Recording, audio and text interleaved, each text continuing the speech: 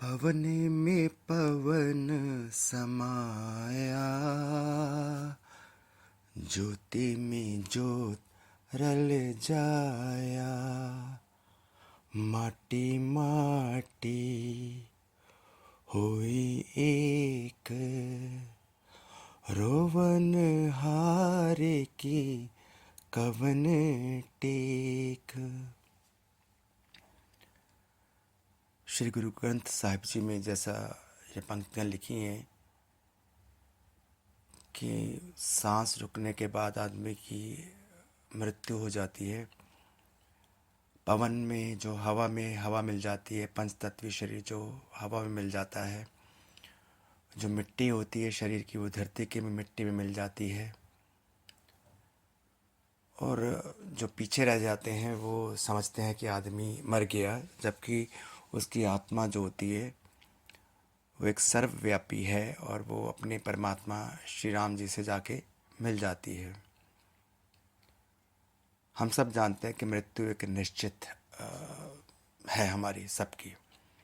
जन्म से पहले, जन्म के समय से पहले ही मौत का दिन तय होता है, सबको जाना होता है।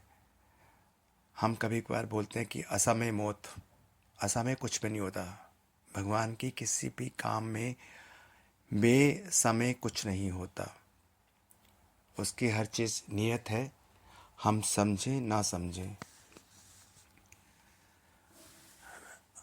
मैं मन यानी कि मनोज कुमार मन की बात सीधे मन से कि दूसरे इस ऑडियो को रिकॉर्ड कर रहा हूँ। हालांकि मैं चाहता था कि कुछ हल्की फुल्की किसी बात करना बचपन की, बट इसी बीच कुछ ऐसा हुआ कि मेरा एक बहुत करीबी साथी अचानक ही अनंत यात्रा पे निकल गया। और मेरे लिए बड़ा ऐसा क्षण था कि उस दिन तो मुझे लगा कि हुआ क्या ये। एक दिन पहले तो बात हुई है, वो हालांकि मेरा दोस्त नहीं था, ना हम हमारे बीच में कभी दोस्ती जैसा कुछ कोई बातें थी, बट दोस्त से बढ़कर था वो। ना तो वो मेरा भाई था, बट भाई से बढ़कर कह सकते हैं कि उसने हर कदम पे साथ दिया, मुझे मोटिवेट किया, सर कुछ करो कुछ करो, स्टार्ट करते हैं फिर दोबारा से करते हैं, मैं आपके साथ हूँगा। और ना ही वो मेरा कोई कोलीग, यानी कि हम एक प्रोफाइल के बंदे नहीं थे, तो ज़्यादा बातचीत भी नहीं होती थी। बट उस इंसान ने मेरे जब भी मैंने कुछ शुरू किया वो मेरे साथ था। मैं बात कर रहा हूँ किशन पाल की। अचानक ब्रेन हेमरेज की वजह से उसका जाना हो गया और पीछे अपने उसकी वाइफ जो है, हाउस वाइफ है, बेटी के ससुराल में कुछ प्रॉब्लम चल रही है, तो वो वापस घर पे है। शायद उसको दिमाग पे जोर था, जिसकी उसने बड़ी छोटी उम्र में शादी कर दी थी। हालांकि मैंने रोका भी था उसको। और बेटा जो है वो 12th में अभी पढ़ रहा है, तो कोई इन्वेस्टमेंट नहीं है, कुछ पता नहीं घर वालों को कि क्या उसने कहाँ लगा रखा है, कहाँ जमा है।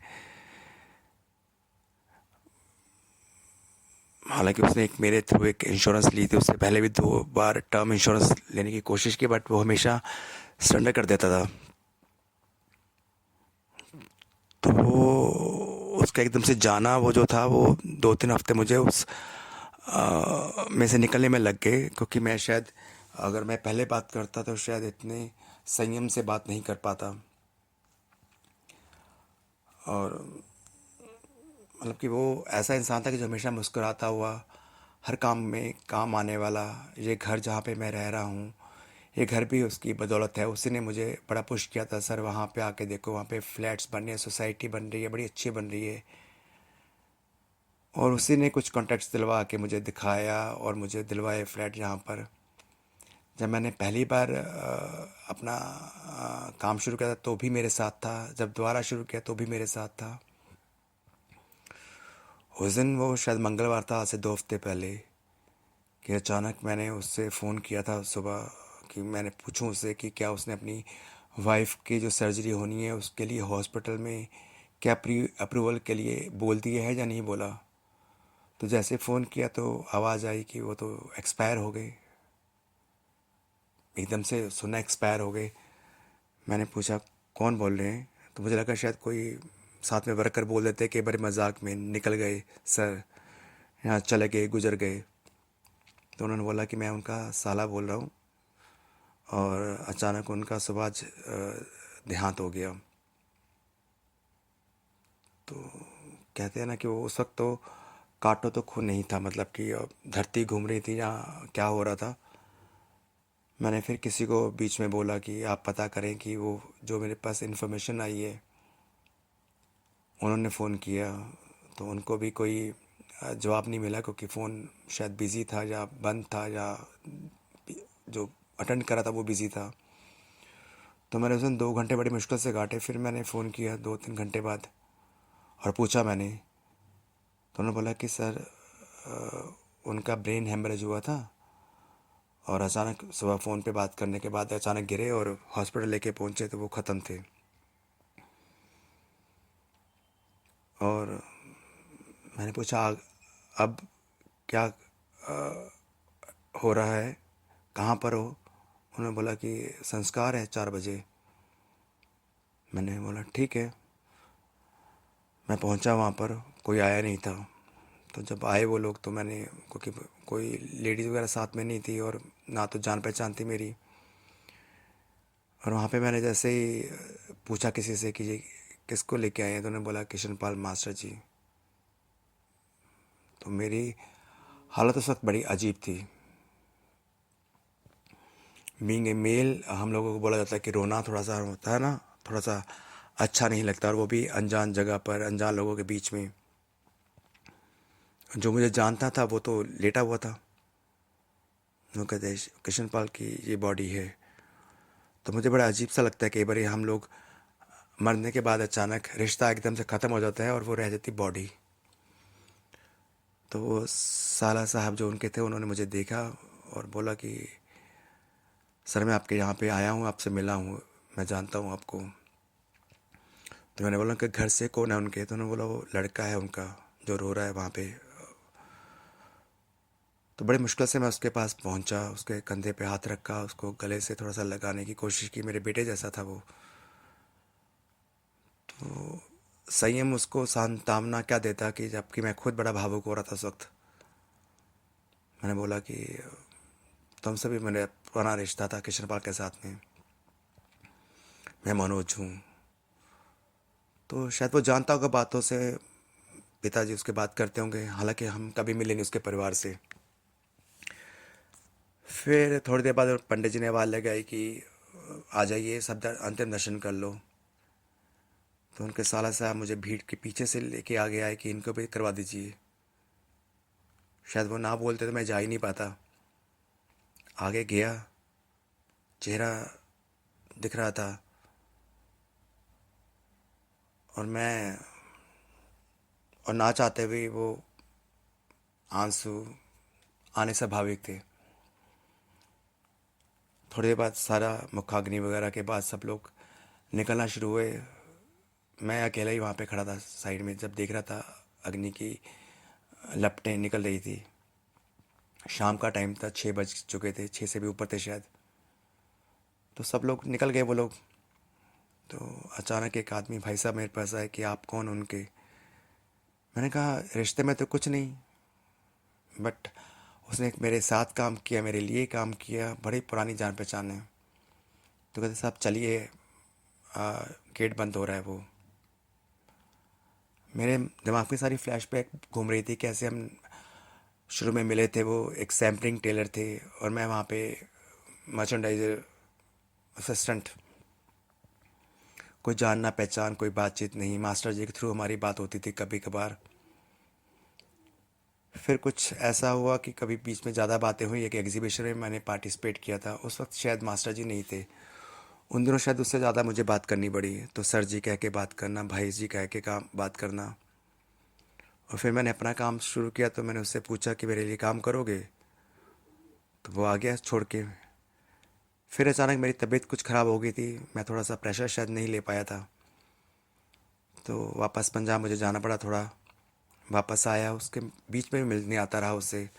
हमेशा उसने बड़ी इज्जत से मेरे साथ पेश आना, मेरी फैमिली के साथ में। सबके रिश्तेदार मेरे जितने भी सब जानते हैं उसको, बड़ी तारीफ़ करते थे उसकी। बहुत हंसी मजाक वाला बंदा। कभी लस्सी मंगवानी, कभी कुछ भी चाहिए, कुछ बेचना है, कुछ खरीदना है, every time he is there. अब चला गया है, तो ये सारी यादें तो, जिस घर में रहता हूँ वो यादें आएंगी। जहाँ वो रहता मेरे घर के पास है, उस तरफ जाऊँगा बाज़ार में तो याद आएगी। जितने सैंपल्स उसने मेरे लिए बनाए, जितने भी गारमेंट्स का काम उसने किया, सब याद आएंगे उसकी चीज़ें। नहीं आएगा तो सिर्फ वही नहीं आएगा। देखता हूँ उसके बच्चों को कैसे सही राह दिखा के थोड़ा सा मोटिवेट कर सकूँ, ताकि वो अपना पैरों पे खड़े हो सकें। मेरी हिम्मत तो नहीं है कि मैं फाइनेंशियली भी शायद कुछ हालात ऐसे हो गए कि मैं भी नहीं कर सकता ऐसा उनके लिए कुछ, बट इतना शायद कोशिश करूँगा कि वो कुछ खुद करने लायक बन सकें। पर वो याद बहुत आएगा बंदा। जब मैंने दोबारा से काम स्टार्ट करना था, तो उससे पहले उसको नौकरी की ज़रूरत थी। तो मैंने अपनी कंपनी में उससे बातचीत की, तो हम लोग इकट्ठा नोएडा से गुड़गांव जाया करते थे, मानेसर की तरफ, खांडसा। रात को वापस आना, फिर बाइक उसने मेरे यहाँ पे खड़ी करनी, फिर लेके आना उसने। और कई बार डांट भी देता था उसको मैं, उसकी लापरवाही की वजह से। But he was very cooperative kind of person, बहुत सपोर्टिव, मोटिवेटेड। हमेशा मेरे को मोटिवेट करना, सर दोबारा से शुरू करते हैं क्योंकि हमारा काम बंद हो चुका है। अभी भी बात हो रही थी कि मेरे कुछ सैंपल्स पड़े हैं और कुछ गारमेंट सैंपल्स या कुछ रोल हैं, तो उसने बोला था कि मेरे को चाहिए, मैं ले भी लूँगा, मुझे बिकवा भी दूंगा। बट वो फ्लैशबैक चलता रहता है, कभी उन चीज़ों को देखता हूँ तो उसकी याद आती है, और आएगी भी। बस इंसान के जाने के बाद सिर्फ जो रहता है तो उसकी याद। जीवन का सच बड़ा अनोखा है, हर पल यहाँ धोखा ही धोखा है। जिसके संग थे हंसी के पल बिताए, आज वही हमें छोड़ चला है। दिल रोता है, आंखें बरसती हैं, यादें उनकी बस साथ हैं। हंसी चेहरे की जो कभी दिल को सुकून देती थी, आज वही तस्वीर जो है वो दिल को तड़पाती है। श्री राम जी के चरणों में उसको स्थान मिले, हर दुख में उनके परिवार को राहत मिले, संयम हो, ताकत मिले। जहाँ भी कृष्ण पाल रहे, उसका आशीर्वाद अपने परिवार के ऊपर बना रहे। और मुझे याद हमेशा रहेगा वो, उसका चेहरा, उसकी बातें, उसका हमेशा मदद के लिए तैयार रहना, काम करने के लिए। याद तो बहुत आएगा, नहीं आएगा तो किशन पाल तुम नहीं आएगा। राम राम, सत श्री अकाल।